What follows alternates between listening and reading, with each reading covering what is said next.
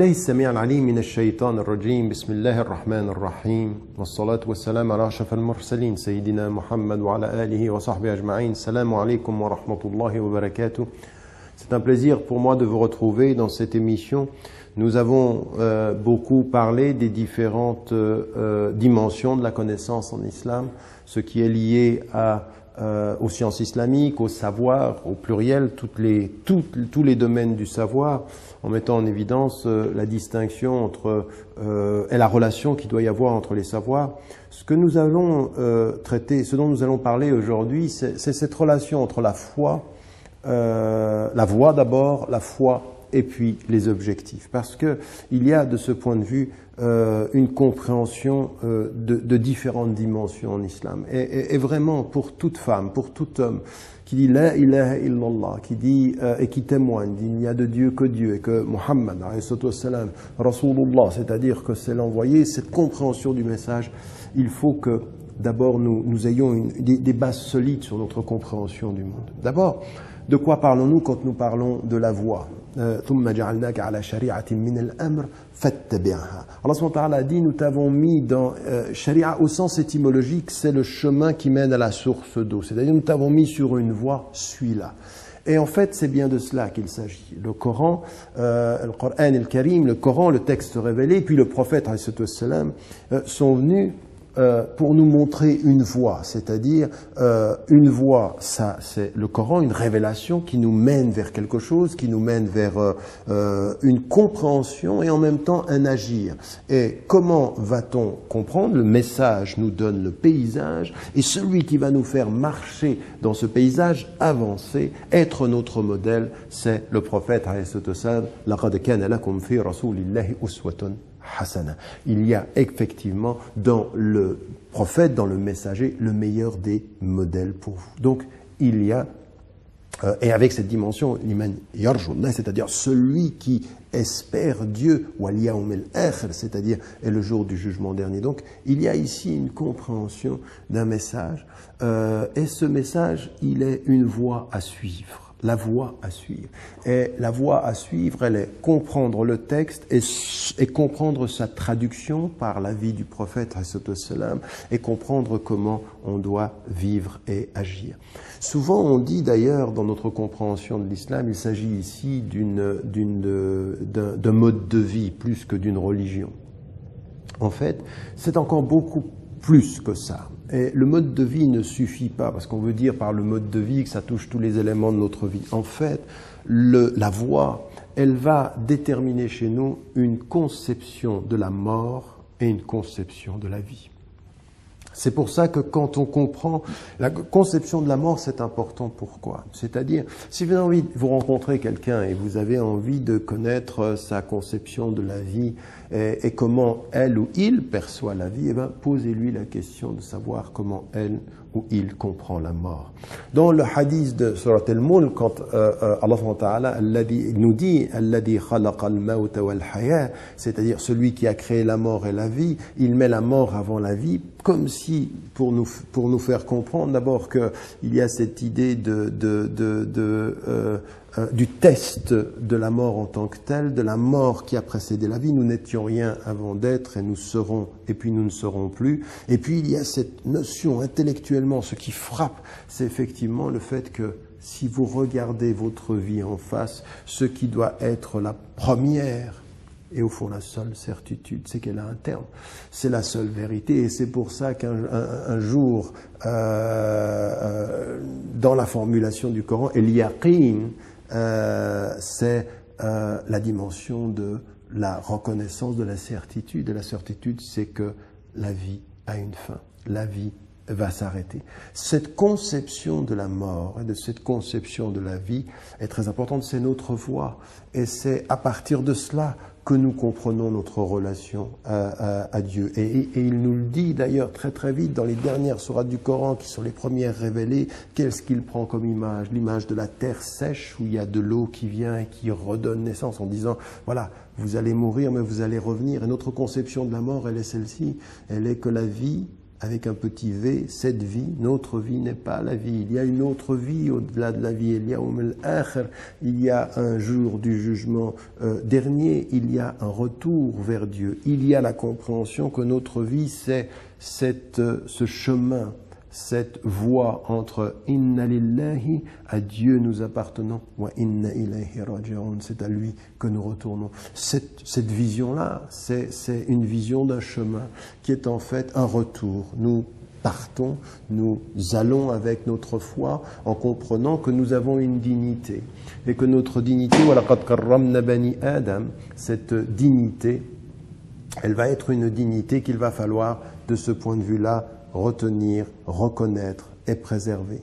Une dignité qui va déterminer notre être, et dans cette dignité que nous portons, il va y avoir pour nous le fait de répondre à l'appel.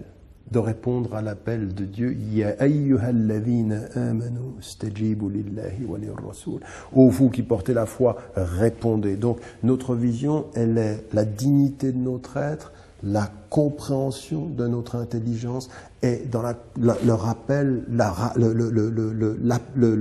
réponse à l'appel d'Allah subhanahu wa ta'ala, il y a cette dimension inna akramakum indallahi atqakum. Le meilleur d'entre vous dans les yeux de Dieu, auprès de Dieu, est celui qui a la conscience de Dieu la plus ferme, la plus profonde, la plus solide, mais en même temps la plus approfondie, la plus élaborée, la plus constante, la plus liée à lui dans le sens de l'ihsan, de l'excellence dont nous avons parlé déjà dans nos émissions ici. Donc, un premier élément, c'est cette compréhension-là. C'est cette compréhension-là que nous répondons à un appel avec la dignité qui constitue notre être, en cherchant, en étant plus dignes dans le rappel du divin, en sachant qu'un jour nous allons le retrouver, qu'un jour nous revenons à lui. Cette conception de la mort va nous donner, bien évidemment, on le voit tout de suite, une conception de la vie. Et notre vision, notre voie, elle est celle-ci, elle est ce que nous devons faire. Et comment ceci va se traduire? Eh bien, cette voie, elle va s'appuyer sur ce que nous sommes en train de dire maintenant, la foi. L'imanu billah, c'est-à-dire, l'imanu billah, c'est la foi en Dieu, mais qui est plusieurs choses à la fois. La foi en Dieu, elle est une dimension de la pacification de l'être. Sachez, dans Surat al-Fajr par exemple, Allah subhanahu wa ta'ala termine en disant Ya ayyatuhan nafsul mutma'inna. Ô toi l'être qui est en paix. La foi, c'est l'amen, c'est-à-dire l'iman. Dans cette dimension, il y a un espace de sécurité. C'est où je retrouve ma sécurité. Et quand est-ce que je retrouve ma sécurité? Quand est-ce que je suis en sécurité? Quand ma vie est cohérente à la lumière de la voie.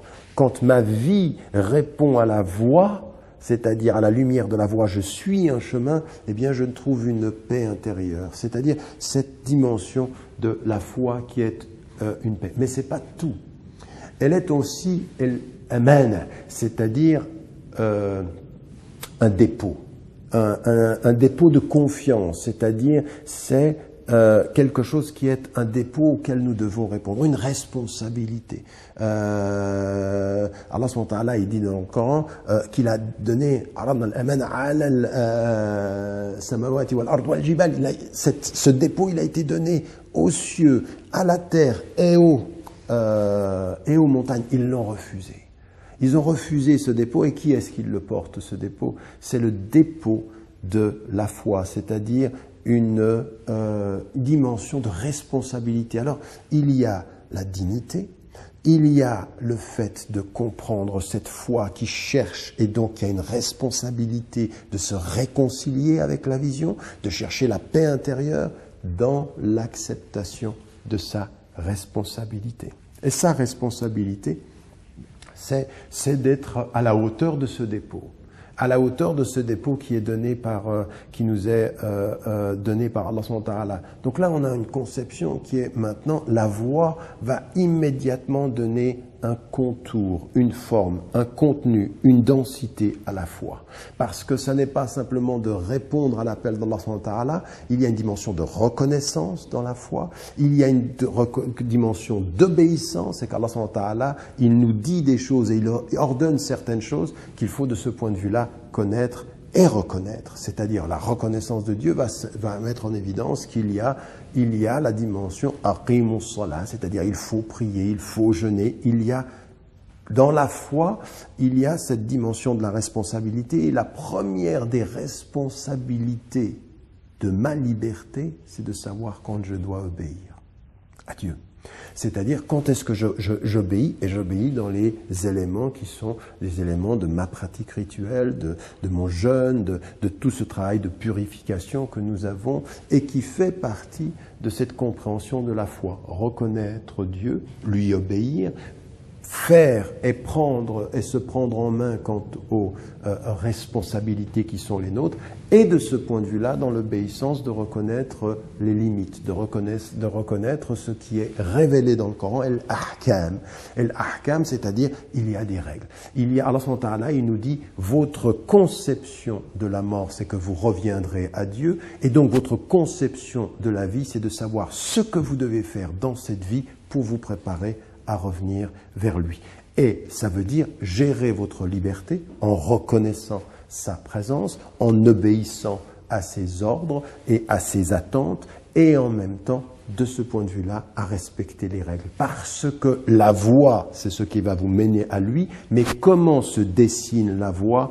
Par la reconnaissance des limites sur le chemin, c'est-à-dire des règles qui vous permettent d'être à l'intérieur de cette conception de la vie et de cette conception de la mort. Donc on voit ici que la voie, elle donne une dimension, elle clarifie, elle donne une forme, elle donne un objectif, elle donne des limites, elle permet de comprendre intellectuellement ce qui doit être dans notre corps et dans notre cœur. Parce que ce qui est important ici, c'est que beaucoup disent, oui, moi je suis croyant, mais c'est une croyance sans vision et sans voix. C'est une croyance, oui, il y a un Dieu, et souvent, comment ça se passe? C'est quand je suis croyant, c'est quand j'ai des problèmes. C'est-à-dire, je n'ai pas donné une orientation à ma vie dans laquelle la foi est lumière, j'ai juste à un moment donné la reconnaissance de besoin. Donc il y a un Dieu quelque part. J'en ai besoin intellectuellement de penser que Dieu a mis de l'ordre dans cet univers. J'ai besoin de Dieu quand j'ai des soucis et des problèmes. C'est-à-dire, c'est un Dieu de la nécessité qui se réveille, non pas un Dieu de la voie que l'on suit. Et ça, c'est pas pareil. C'est pas pareil du tout. Le Dieu dont nous parlons, l'unique, la ilaha illallah, il n'est de Dieu que Dieu, il est celui qui nous donne une vision, il est celui qui nous donne une compréhension des choses dans laquelle la voie prend cette forme, Inch'Allah. Nous nous retrouvons après la pause, bi'iznillahi ta'ala, pour poursuivre dans ces trois dimensions, la voie, la foi, et puis les objectifs que nous devons comprendre, Inch'Allah. Assalamu alaikum wa rahmatullahi wa barakatuh. Wa rahmatullahi wa barakatuh. Après cette pause, nous reprenons sur cette dimension, comme je l'ai dit, de la voie et de la foi, et en quoi justement notre bonne compréhension de la voie, de cette conception de la mort et de la vie, nous permet d'avoir une meilleure compréhension de la foi, de cette réponse à l'appel du divin, puis ensuite de la reconnaissance de son être, et puis ensuite de la compréhension que nous retournons à lui, et puis pour retourner à lui, la compréhension aussi qu'il y a des règles que nous devons respecter, savoir à quel moment nous devons faire un bon usage de notre liberté. La foi, de ce point de vue-là, n'est pas une opposition à la liberté. La foi est une responsabilisation quant à l'usage de la liberté. Mais elle a comme condition la notion de la liberté que nous avons, et d'ailleurs qui est répétée dans le Coran, فَمَنْ شَاءَ فَلْيُؤْمِنْ وَمَنْ شَاءَ فَلْيَكْفُرْ, que celui qui veut croit et que celui qui veut qu'il nie. Et donc il y a une vraie notion de la liberté qui fait partie de la dignité. Et donc il y a une responsabilité. Et la responsabilité, c'est de la reconnaissance de ma dignité fondamentale et la nécessaire reconnaissance spirituelle de cet approfondissement de la dignité par la reconnaissance de cette conscience du divin. Et ça, c'est ce qu'on trouve dans le Coran. Akramakum, c'est-à-dire celui qui est le plus digne parmi vous, c'est-à-dire qu'il y a des niveaux de dignité dans notre compréhension de la spiritualité. Maintenant, ce que je disais, c'est aussi la reconnaissance des règles.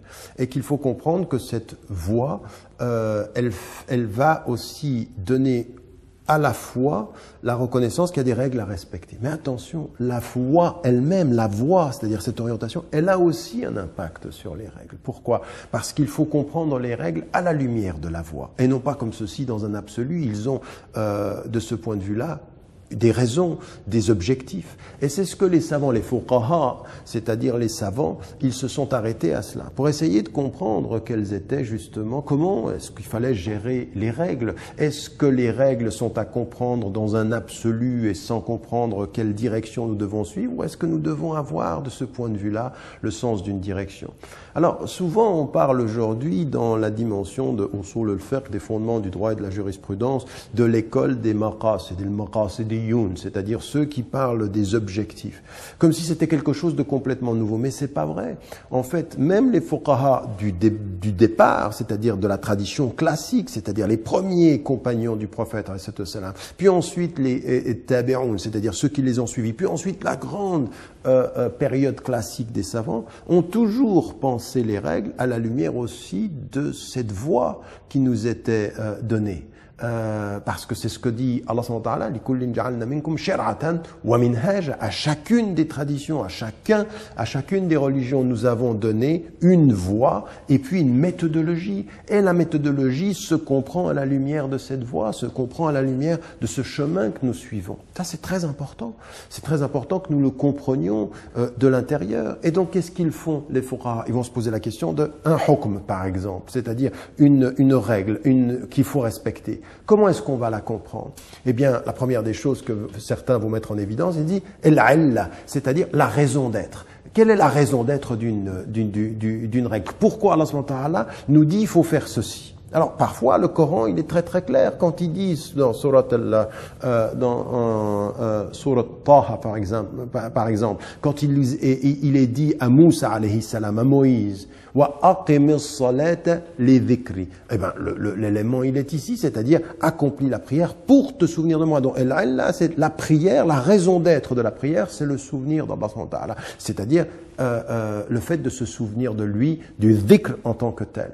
Et puis certains vont aller affiner les choses, ils vont dire derrière chaque règle il y a une hikmah, c'est-à-dire une sagesse. Allah subhanahu wa ta'ala nous demande ceci, et parfois nous ne savons pas pourquoi il demande ceci. Asa an taqrahu shay'an wa huwa khayrun lakum. Peut-être que vous n'aimez pas quelque chose et c'est bien pour vous. Allah subhanahu wa ta'ala parfois nous donne des règles qui, pour notre intelligence, peuvent ne pas paraître immédiatement utiles. Par exemple, je ne sais pas, pourquoi 5 prières par jour? Pourquoi ce rythme? Pourquoi, par exemple, en l'occurrence, on doit jeûner alors que la nourriture est autour de nous? Eh bien, il y a des sagesses là derrière. Il y a derrière chaque règle des sagesses. Pourquoi, par exemple, il ne faut pas aller dans le sens du pré-intérêt ou de la spéculation? On peut se dire, mais le monde est ainsi aujourd'hui, il faut y aller. Eh bien, peut-être qu'il y a quelque chose que nous ne savons pas, parce que parfois vous aimez quelque chose qui est mauvais pour vous. Donc, en l'occurrence, nous devons faire attention à, dans les règles, il y a derrière, il y a une illa, c'est-à-dire une raison d'être, ou il-hikma, c'est-à-dire ce que certains savants, parfois c'est la même chose pour certains savants, ils utilisent l'un pour l'autre, mais le mot, quand même, la nuance du mot est intéressante, c'est-à-dire il y a une sagesse là derrière, c'est-à-dire il faut essayer. Et puis, il y a parfois quelque chose qui est lié à pourquoi une règle comme celle-ci, el-maslaha, c'est-à-dire l'intérêt des gens. Donc, vous avez el-illa, el-hikma, el-maslaha, c'est-à-dire il y a derrière la règle maslahatun nas. Pourquoi? Comme disait Ibn al-Qayyim al-Jawziyya, il mettait en évidence que tout dans la voie musulmane est lié à la protection des intérêts de la personne humaine.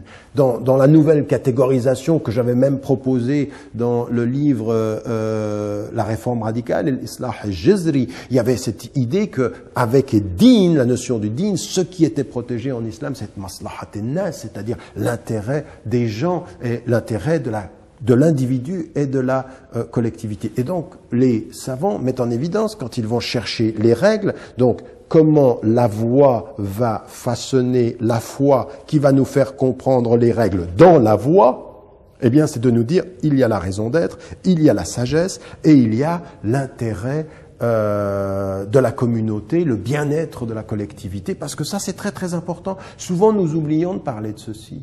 C'est certains savants, à l'époque vous trouvez ceci dans des savants, je veux dire, jusqu'à El-Ghazali, Ibn Taymiyyah, et puis même des philosophes de la pensée musulmane, El-Miskawi, et que vous trouviez avant El-Farabi, qui étaient des philosophes. Ils parlent de El-Sa'ada, la joie de vivre, le bien-être, c'est-à-dire le bien-être dans la vie, la paix, ce que je disais tout à l'heure, dans la voie, il faut chercher la paix intérieure, même avec les savoirs. Donc cette conception de la vie et de la mort et de la vie et dans la paix, et dans la paix, c'est qu'il y a certaines règles qui vont nous faire comprendre, qu'on doit comprendre à la lumière du bien-être.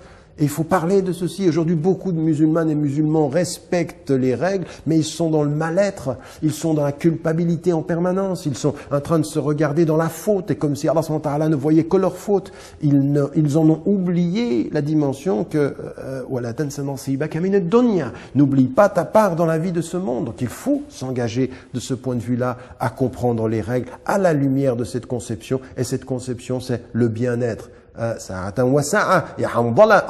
prophète il dit à Hamdallah, 1 heure pour ceci, 1 heure pour cela. Il faut le bien-être, il ne faut pas se culpabiliser et être dans une perception. La règle n'est pas là comme ta condamnation, la règle est là pour ton orientation. Et l'orientation, ça veut dire que même si tu faisais une faute, eh bien, Dieu est celui qui pardonne. Et si tu cherches le repos et le bien-être, ça n'est pas une faute pour la règle. La règle n'est pas là pour être ton juge permanent. Elle est là pour orienter ta voie. Et dans ton orientation, il doit y avoir le bien-être, il doit y avoir la paix intérieure, etc. Donc, maslaha. Une autre raison qu'on a trouvée, c'est le maqsad, c'est-à-dire quel est l'objectif de la règle, qu'est-ce que l'on veut chercher. Et souvent, ça peut aller avec la raison d'être peut aussi être liée à l'objectif, et parfois c'est un tout petit peu différent. Je ne vais pas rentrer dans les détails techniques ici, mais on a une 4e dimension de la compréhension de la règle. Et puis, il y a aussi chez certains savants une dimension qui est l'ubudiyya, c'est-à-dire certaines règles n'ont pas apparemment de raison. On ne sait pas pourquoi on doit le faire. Pourquoi 5 prières par jour? Pourquoi 7 fois autour de la Kaaba? Pourquoi ces chiffres? Qu'est-ce qu'ils veulent dire? Eh bien, de ce point de vue-là, il y a cette idée que parfois la raison du fait qu'il n'y ait pas de raison est la bonne raison. Ça veut dire que d'un point de vue de notre rapport à Dieu, il y a cette idée de l'humilité intellectuelle qui dit « Sami'ana wa ata'na ». Nous avons entendu et nous obéissons. Nous ne comprenons pas tout parce que Allahu a'lam wa ahkam wa a'la. Dieu, il est le plus élevé, il est le plus connaisseur, il est le plus sage dans tout ceci. Donc il sait, et ma confiance dans la voie, c'est de faire confiance à sa décision dans la voie et dans la foi. Donc on a ici des savants qui mettent en évidence dans toutes les règles, il y a une façon de comprendre les règles. Et parfois ces règles ne disent rien de leur raison, mais c'est bien la raison, qu'il n'y ait pas de raison intellectuelle. Et ça, c'est une minorité de principes et de règles, mais elles sont importantes parce qu'elles façonnent une humilité vis-à-vis de Dieu, une espèce de confiance en lui, c'est-à-dire ce don dans la foi de dire je m'en remets à Dieu. Donc on voit ici que les savants, les fuqaha, n'ont pas inventé cette idée des objectifs. C'est pas quelque chose qui est récent, c'est quelque chose qui est très très ancien dans les sciences du droit et que nous devons comprendre comme tel.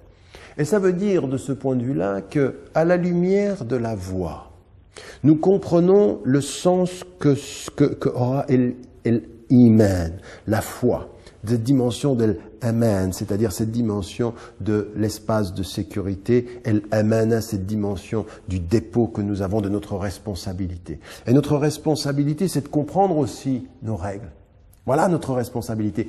Et puis ensuite, parce que nous sommes dans la voie et que nous comprenons les règles, comprendre les objectifs. Qu'est-ce que nous voulons atteindre? Alors certains savants ont fait ce travail-là. Alors on sait, le Juwayni a fait ceci, qui était le professeur et le maître de El-Ghazali, qui lui-même a beaucoup influencé Al-Shatibi dans la dimension dans son livre célèbre El-Muwafaqat, c'est-à-dire un texte qui va déterminer un cadre où on va de ce point de vue-là avoir des objectifs. Alors les savants vont mettre en évidence quels sont les objectifs supérieurs, c'est-à-dire les principes que nous devons respecter. Alors ils vont les catégoriser verticalement et horizontalement. Alors verticalement, pour faire court, au plus haut niveau, on dit il y a la protection de la religion, la protection des dînes. Et puis ensuite, il y a la protection de la personne, et nafs, la personne humaine. Puis ensuite, el-aql, c'est-à-dire